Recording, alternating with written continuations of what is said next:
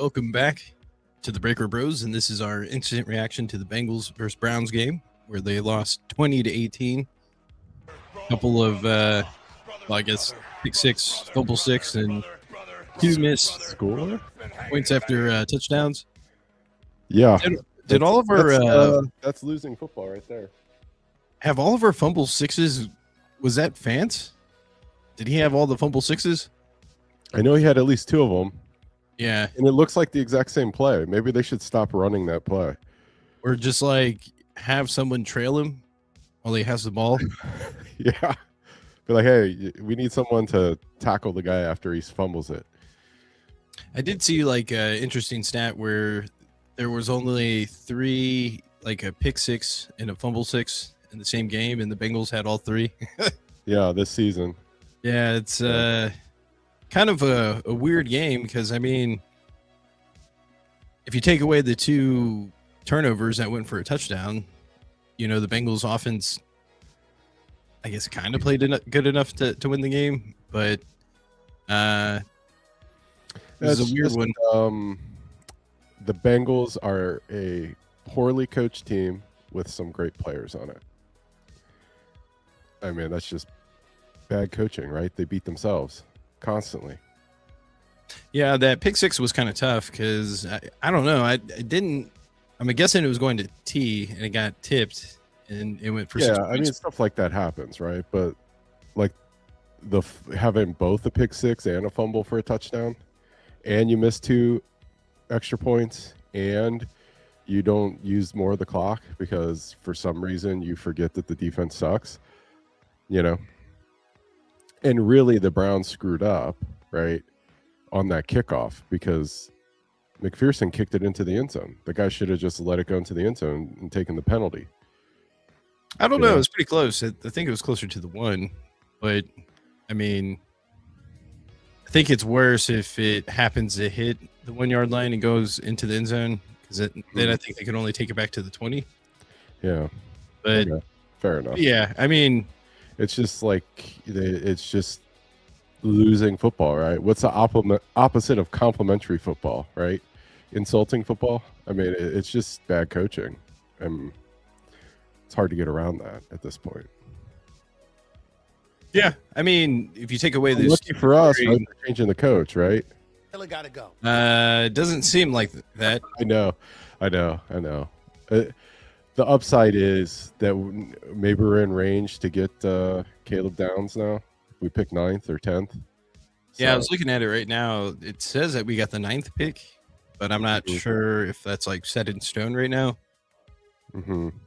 I guess there's potential they can still get the 8th, I think, but they're in the top 10. I think they're in reasonable range to get him or like a really dynamic linebacker, it feels like. And I'm hearing more rumblings about quarterbacks jumping up the board. I saw some posts that if Arch Manning went into the draft this year, he would at least be picked second. I'm like, okay, make it happen. Yeah, he's not coming out this year. He took a pay cut, though. It might be more reason for him to enter the draft. What's he making now? I have no idea. I just heard somewhere they took a pay cut. Interesting. Well, I mean, the more, I guess, quarterbacks that could potentially be taken in the top 10, the better for the Bengals. It almost allows them to get like a top 5 player, someone that probably should be picked in the top 5, but falls. Yeah, I mean, you know, we could wish for Ruben Bain or Caleb Downs. I saw a few other players. There's that linebacker for Ohio State, and then there's like another defensive end. I think he plays for Virginia or Texas Tech, I think. Yeah, people are starting to talk about. Yeah, so they should be able to get a blue chip kind of defensive player. But yeah, I mean, as far as the game, I thought for the most part, I thought the defense played well. It just seemed like that first half was kind of weird because it really felt like the Bengals had the ball most of the half. They did, except for like 10 seconds that the Browns were running it into the end zone. Yeah, I mean, they had those two turnovers that went for basically 14 points. So, I mean, really, the Bengals defense only gave up 8 points. Yeah. And I think they had like 6 sacks, maybe even 7 sacks throughout the whole game. So I thought that was pretty good. Just they couldn't close it out at the end, which is, I mean, It's nothing kinda to new be this expected, season. yeah. I mean, you know that if the other team, if the Bengals defense is on the field, that the other team's going to score at the end of the game. That's just been the pattern all year. Yeah, and I guess really the big thing, I think if there's actually playoff implications in this game, I think maybe they would take some aspects a little bit more seriously. But because it was like late in the first half where they could have went for that fourth down or on the fourth down. Maybe it's like early in the second half, but they decided to punt it because, I mean, really the Browns offense wasn't doing that much.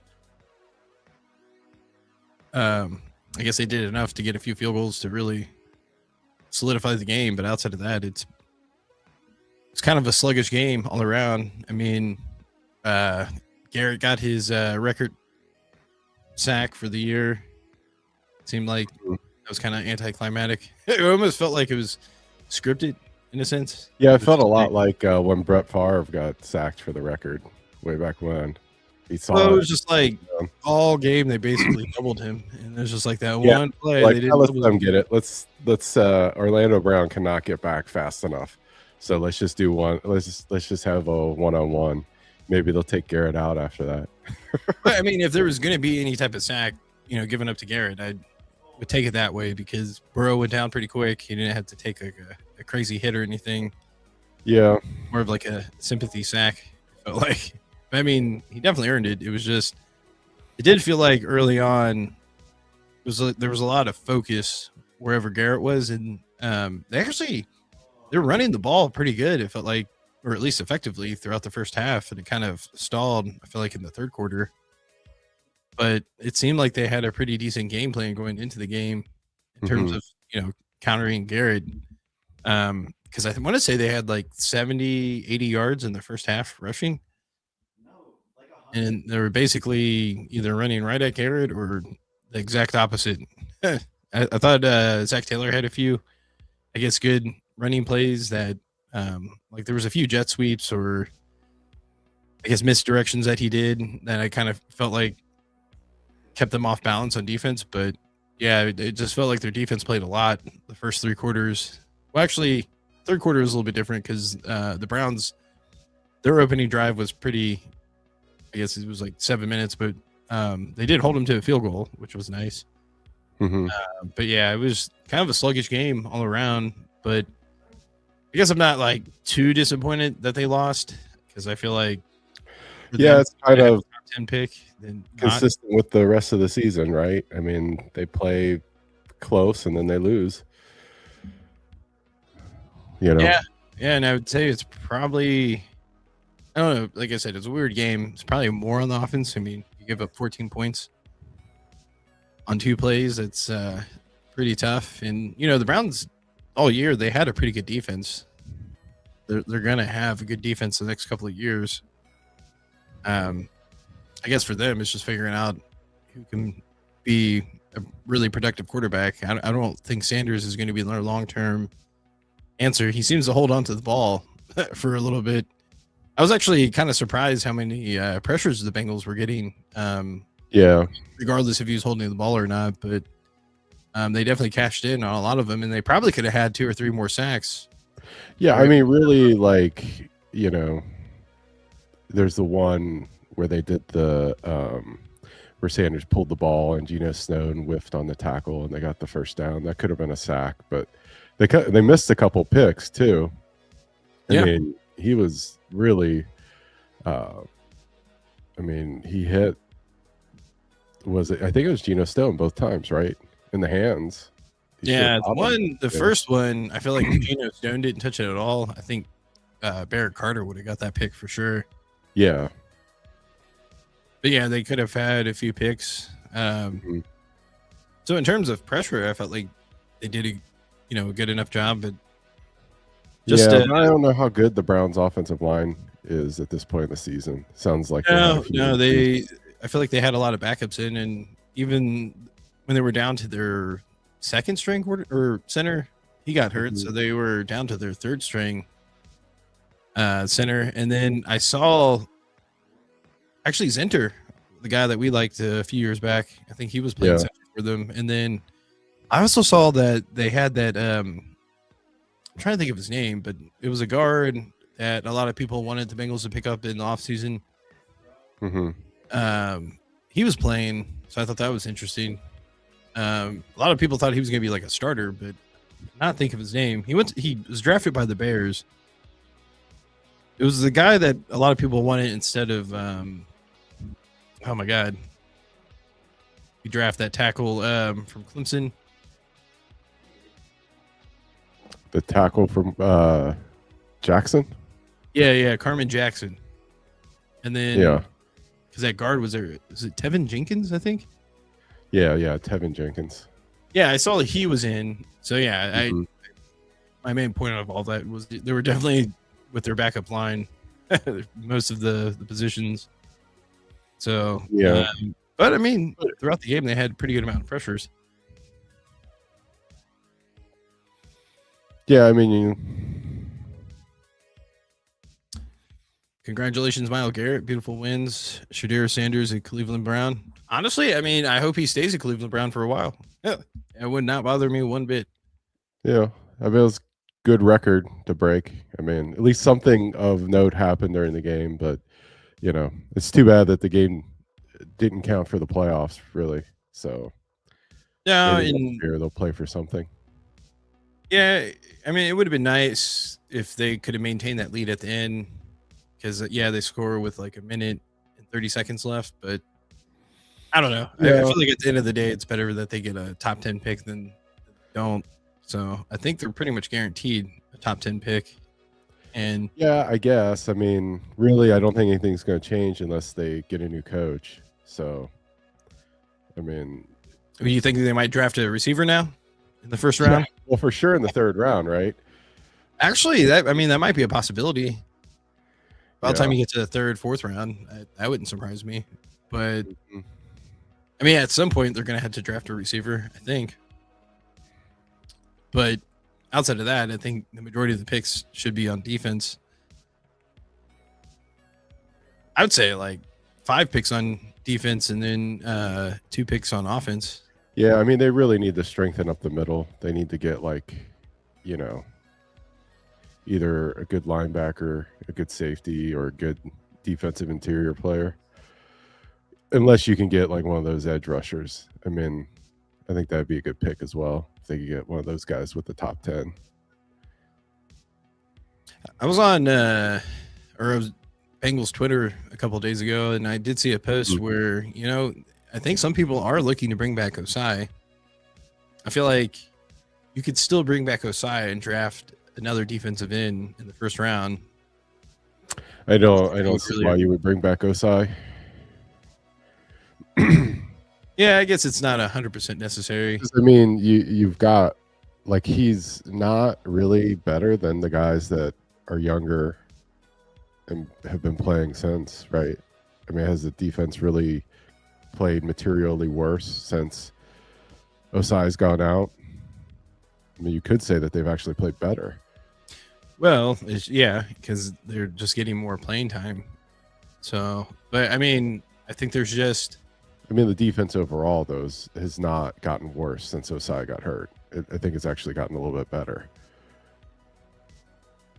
And I think if you even look from when Hendrickson went, basically stopped playing during the season, which I think was like week 4 or 5. It's pretty early. They definitely have gotten better. At least the pass rush. They've been consistently getting a little bit better now. I know some of the teams that they're playing are either not the greatest or they're playing a lot of backups, but this is what it should look like if they're playing. Yeah, I mean, just from like a cap management perspective, you can't spend money on guys that aren't better than the guys that are cheaper. Yeah, but I was looking at $8 million should be spent elsewhere. But I mean, they're going to have to pick up a defensive lineman one way or another. for Well, defensive they end, I should like say. why I mean, Cam Sample. Uh, Well, he's a free agent. okay, he's probably cheaper than Osai. So you would rather bring back Sample than Osai? You just need to get as cheap and as young a players as you can on, unless they're like top end guys. You can't spend money on guys that are just as good as like the guys you get in the middle of the draft. Yeah, I'm curious to see what the linebackers look like, free agency wise, because I feel like you're gonna have to still pick someone up and then hopefully find someone else in the draft as well. I guess. I mean, hopefully the point of all these growing pains that they started the two rookies most of this season, they'll be ready to be starters next year. I mean, again, that's just bad team roster construction. If you use a second round pick on a linebacker and then you got to come right back around and find another guy, you know? I Like did feel like hopefully today though, Knight, and I think even last week he played pretty good, but I think today he had a pretty decent game. I didn't see plays where he was in where it was negative. He was getting yeah, a I lot mean, of the defense is playing better overall. They're still like not trustworthy, right? So they need an upgrade.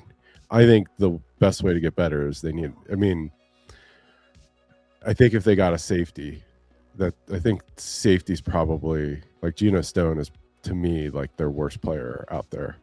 And if you replace him with like Caleb Downs, I think you take the defense from being maybe you turn it into a defense that can win the game for you at the end. You know, he just leaves too many plays on the field. Yeah, I think if you bring in a player like Caleb Downs in the secondary, or and then really just players that are going to raise the floor up the Yeah, middle. So like your linebackers, your safeties, and I don't know. Like the defensive line is kind of tricky because they're going to have to replace people unless they resign everyone, which is it's not going to happen. But at some point, they're going to have to bring in someone, whether it's through the draft or through well, free they agency. drafted guys. I mean, McKinley Jackson and Jenkins should be ready to go next year, assuming Yeah, Jenkins isn't like hurt at the beginning of the season. But those guys should be like your primary players. yeah, but then I feel like they need someone else that's very similar to like TJ Slayton that can help out with that role. Yeah, well, I mean, I assume is TJ Slayton back? I Yeah, I mean, think he he signed a didn't sign 3-year like a deal. yeah. So Either two I or feel 3-year like deal. if they could upgrade, yeah, but like I do think that they have their rotation on the defensive line. But yeah, And if then you could get, like, defensive end wise, I'm pretty sure Sample, Hendrickson, and Osai are all free agency. So at some point, probably gonna have to at least replace two of them. yeah, yeah. I mean, maybe they get one in the draft. I mean, I feel like whoever they get first round of the draft should be a really good playmaker for the defense, right? Whether you get like one of those Ohio State linebackers or Caleb Downs or one of those edge rushers, I think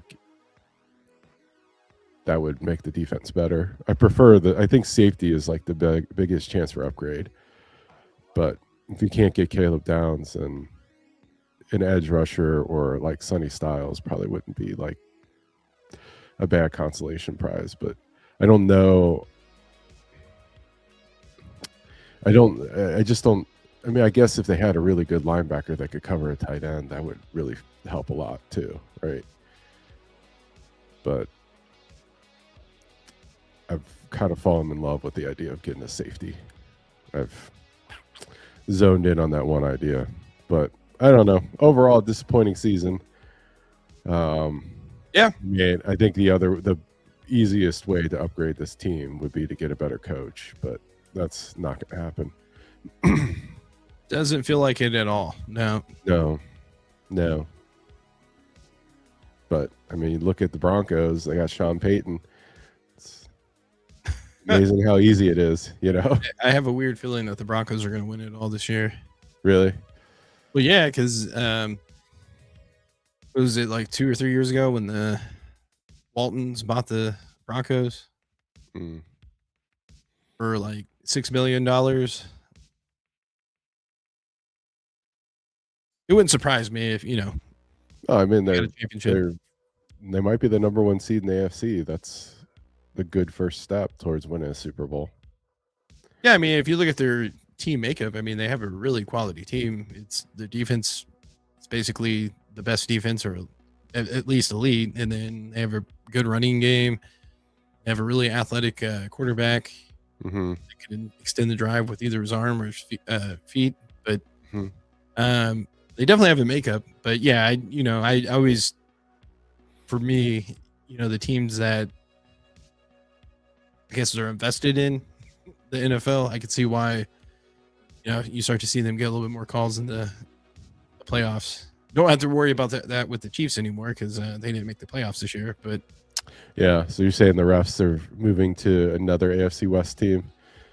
well, I just saying that like it would make sense that like a team like the Broncos, especially with them being owned by the Walmart family, that Mm-hmm. they get some type of return on their investment. I don't know, just a hunch. But I mean, really, if you look at the rest of the league, it's still wide open. I feel like really any team can win it that's in the playoffs. There's no like team that's head and shoulders above the other teams. It feels like really anything can happen. But outside of like the conspiracy, I do think the Broncos have a quality team. So Yeah, um, just give them a few calls. I feel like they can win it. Why not? yeah. But I feel like that not Browns, the Ravens or Steelers game be very interesting tonight. I heard maybe this might interest you, but it feels like if the Ravens lose, Harbaugh might be gone. I think that might be there might be some truth to that. I don't know. One of the two will be out of Baltimore. I feel like either Harbaugh or Lamar Jackson. It does feel like something weird is going on with that. Yeah, I could see that. Well, I there's mean, I think speculation you that can only stay in one place for so long. After a while, you just need to. well, something weird is going on because I think at the beginning of the year they were working to extend Lamar Jackson, and obviously it didn't go through. And then throughout the year, when he was kind of hurt, he was in situations where he probably could have played, but he kind of took the other route to ensure that he didn't have like a I don't devastating. know. I mean, having seen him play, like the game he played against the Bengals, he didn't look like himself. Like he looked like he was definitely hurt. Oh you no, know? I think he was hurt for sure, but I mean that's the Mm. NFL. You kind of have to play hurt, especially if you're a quarterback that gets hit a lot. I don't think his offensive line did him any favors this year. But Yeah, what I'm but I saying mean, is that if you're the kind of player he is, I don't think that you can play without being able to move around. well, no, I can see that too. But I also feel like there was games where he probably could have toughed it out, and it's like an 80% Lamar Jackson's still better than any backup that they could bring in potentially. But I don't know. It's just my hunch because the elephant in the room is if everything stays the same and Lamar plays out his contract next year, it's a $70 million cap hit for his contract for that year. And Right. the So logic, they can't play with that cap hit. They got to do something. right? That's what I'm saying. Like this deal should have been done already, and I feel like Yeah, but they can't let them play it out, and they can't cut them, right? Because if you cut them, you still have the cap hit, right? no. That's why I think a trade still might be in play. But if they get rid Mhm. of Harbaugh, then that might change everything, right? But I think if they keep Harbaugh, that might be a pretty good indicator that they're probably going to trade Lamar Jackson. And Mhm. for my, watching from the sidelines and just seeing a few things here and there, there seems to be some type of weird rift between Lamar Jackson and Harbaugh. Because when he was sitting out 4 or 5 weeks, Harbaugh wasn't being non-committal. Seemed like he was expecting Lamar to come back sooner, and Mhm. then Lamar took a little bit extra time to get healthy, which is understandable. I understand his corner because it's like he wants to sign a new deal, he wants to extend and get more guaranteed money before he goes out there, because it doesn't make sense for him to go out there and make an injury even worse, and then that potentially hurt him down the road because he tried to play hurt. you would only do that if you had that for sure guaranteed money, if he had already extended. So I think the game's gonna be interesting tonight, especially if the Ravens lose, which I kind of expect them to lose. I don't know why, but I guess maybe from a AFC North rival perspective, it'd be more fun if they lost because there's more of a chance that Harbaugh gets fired. And I think from your perspective, you would like to see that. But I also feel like from a lot of What Ravens, difference does it make if the Bengals don't hire him? I don't care. well, I mean, I think you think he's a quality coach. So unless Yeah. they bring in someone that's like, I could see where it would be difficult to bring in someone that would have a better pedigree than what Harbaugh has or his resume. So in a way, from a coaching perspective, it makes it a little bit easier in the division. I can see that, but at the same time, I just want to see the drama, whether they keep him, and if they do keep him, I just feel like that means Lamar's going somewhere. Because I saw some odds that I forget what team it was, but I was like, oh, that kind of makes sense. Like the team that can throw a lot of picks. I don't know. I feel like the Raiders would also make a lot of sense. Yeah. It's a very Raiders thing to do. Plus, they have the number 1 overall pick this year, but they may not. If anything, it might be more of an incentive not to trade because. Yeah, usually, like, that's kind of the built-in advantage, they say, with the rookie quarterback contract. If you can get a guy on that first-round deal. Plus, that quarterback from Indiana seems like he could be the real deal in terms of a prospect coming out of college. It seems like people are pretty high on him. Yeah, I don't see it, but I mean he's a good player, but I don't know. I don't. Oh, he's the best. If I was a team in the top 10, I would definitely trade up. Yeah. Picks at him. Okay. There's only 4 quarterbacks that you could potentially take in the top 10, so you got to get your guy, right? That's true. I feel like that's the number 8. If there's 4 quarterbacks, which I feel like that's definitely wishful thinking, that are drafted before the Bengals, then there's like an 85% possibility that Caleb Downs should drop to the Bengals. Yeah, it just feels like if this draft class feels a lot like last year's draft class, where like their quarterbacks. I would almost say that my prediction on the draft, before we get too far into it, is I feel like the best quarterback in this draft is going to be someone drafted like in the 3rd or 4th round. Because I feel like there are guys that are really good, but don't have like that first round pedigree. Like Ole Miss's quarterback's really good, but he's not. He's like a 6 foot tall guy. He's not like 6'5", right? So he's going to get drafted by the Browns in like the 5th round. I don't know. I mean, the Vanderbilt's quarterback is like Johnny Manziel 2.0. I mean, he's like very much like that electric playmaking kind of guy. But he seems like he's like way like built more stout than Manziel. Like if he looks like he could take like the NFL punishment. Doesn't Miami have a few extra picks? I think they're at 10 right now. So I could see them potentially trading up to get a quarterback. That'd be nice. Yeah. But I'm saying like those 2 guys, I don't think they're first round guys. I think the Vandy's quarterback's like 5'8", 5'9". So well, how tall is the guy from Indiana? 6'5". Oh yeah. He's definitely he is like the prototypical first round NFL quarterback. Like he'll do everything. Like I think when you go through the process, right, he's going to do all the stuff that the GM's like, and he's like the right size, right? And he's a winner. So I think he's clearly the guy that's going to get picked first. But what I'm saying is, I think some of the, not prototypical NFL guys, I like better. Like I better value. Curious about them, and I think that like they may end up having better careers than guys taken in the first round. Also, like I'm kind of sleeping on Drew Aller because I think he's got like all the measurables that NFL people like. He got hurt. He hasn't played well at Penn State, but like Penn State has not really like I don't feel like they've really developed quarterbacks well. Like it's like they're good everywhere except quarterback. So I wonder if he gets in the right system, somebody might be able to, make something out of him. And I feel like all three of those dudes are guys that are going to get picked like in the third round. It would be like my guess from like the start, but like third round or later, right? I guess one way or another, it might help out the Bengals draft wise, because even if they wait until the third round to start taking quarterbacks like early in the round, it just means another skilled player might drop to them at some point.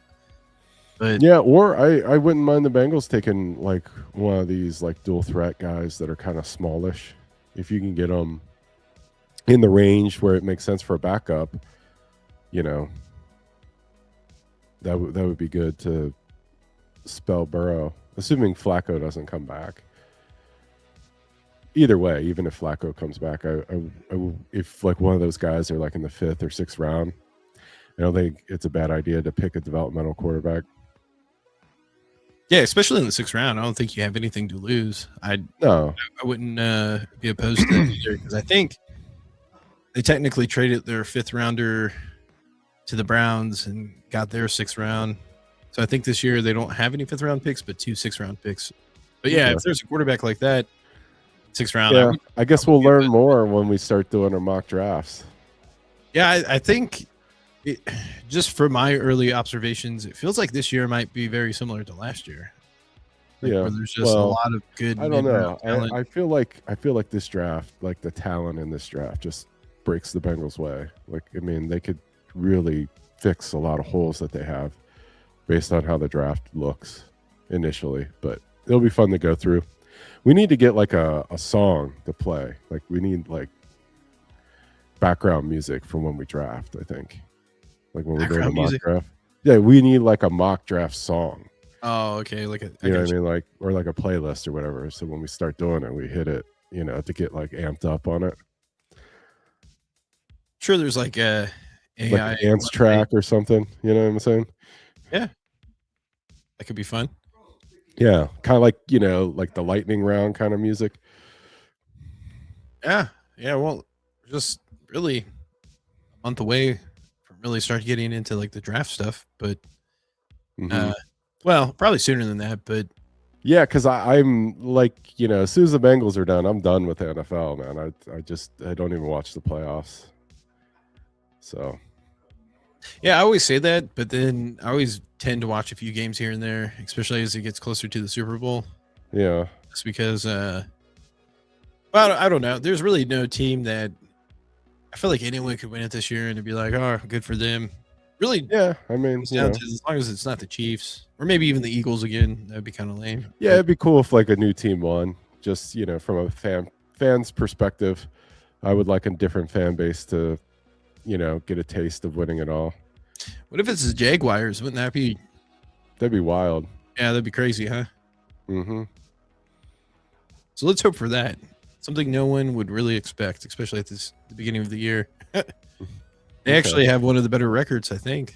Jaguars. Throw a weight behind like just the teams that have either not ever won it or have waited the longest since they've won it. You have to give me updates because I'm literally I don't think I'll watch any more NFL for the rest of the until we get into training camp. Okay. Yeah, I'll definitely keep you posted. Yeah. All right. We know how our Jaguars go. You're gonna win it all. I can feel it. Screw the Broncos. Duval. That's right. They'll probably lose in the AFC Championship against the Denver Broncos. Actually, I don't know if that's even possible. Actually, it could be because I feel like, because they at least have the best. Or depends on seeding, right? Well, yeah, I think it will work out that way because I'm pretty sure it's either the Broncos or the Jags that's going to get the number 1 seed. So. Oh, okay. They've done that well. That's wild. That's like one of the 4 or 5 teams the Bengals beat this year. Yeah, I mean, that's what we could hang our hat on. If the Jaguars win the Super Bowl, you'd be like, hey, we beat the Super Bowl champs. No, okay. So then by, what do you call it? the transitive property of the Bengals are the real champion. Yeah, something like that. I don't know. That's like the closest we can get. Yeah, for this year. Yeah. Ugh, what a year. Yeah, it sucked, but I guess now to draft time. All right. Anything you want to add to this game? No, I'm good. All right. See you. Peace.